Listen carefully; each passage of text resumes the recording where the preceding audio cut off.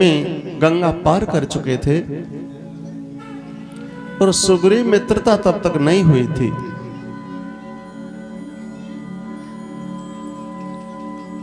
महात्मा कुंभज ऋषि ने अपने यहां पर एक बहुत विशाल यज्ञ रचाया था।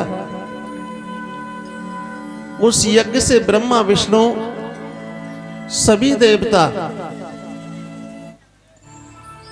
अपने अपने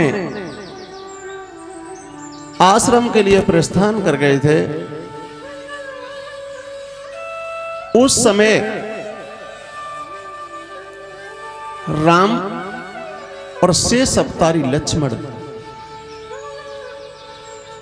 सीता जी की विरह में वन वन में भटक रहे थे। बेटा इतनी बातें नहीं करते।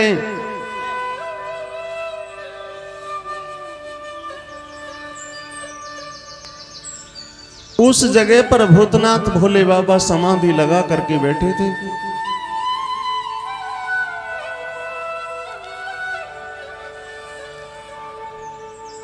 माता भी बराबर में बैठी थी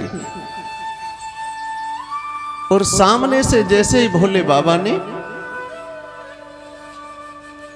प्रभु राम और शेष अवतारी लक्ष्मण को आते हुए देखा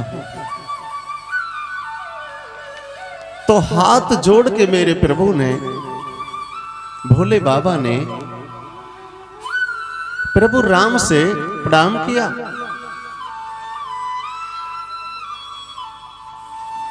उसी क्षण इधर तो भोले बाबा हाथ जोड़ करके प्रणाम कर रहे हैं, किसको? प्रभु राम को। और तब तक बीच में सती जी चीख पड़ी और कहने लगी, हे भोलेनाथ, पूरा संसार तो आपके चरणों में नमन करता है और ये जरा जरा से बालक आप इनके लिए नमन कर रहे हैं। भोले बाबा कहने लगे, क्षमा करना सती जी, ये श्री हरि नारायण भगवान विष्णु के अवतारी मर्यादा पुरुषोत्तम श्री राम हैं। सती जी कहने लगी, हे प्रभु,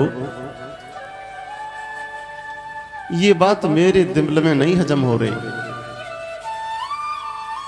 आप कह रहे हैं कि जो राम हैं, और जब राम हैं, चलो मैंने मान ली थोड़ी देर के लिए, तो फिर यहां जी वन में रोते हुए काहे को घूम रहे हैं? जवाब दिया, देवी बात यह है कि इतनी इनकी जो पत्नी है सीता, लंका का राजा रावण उसका हरण करके ले गया, तो जो उसके विरह में यहां पर रोते हुए घूम रहे हैं। सती जी कहने लगी, प्रभु क्षमा करना, पहली बात तो यह है कि अगर जे राम हैं तो इनकी पत्नी को रावण ले ही नहीं जाना चाहिए। और खैर कोई बात नहीं, अगर धोखे में लेके भी चला गया तो जे लंका में चले जाते, लेके आ जाते। यहां भी मतलब को काहे को ड्रामा कर रहे हैं।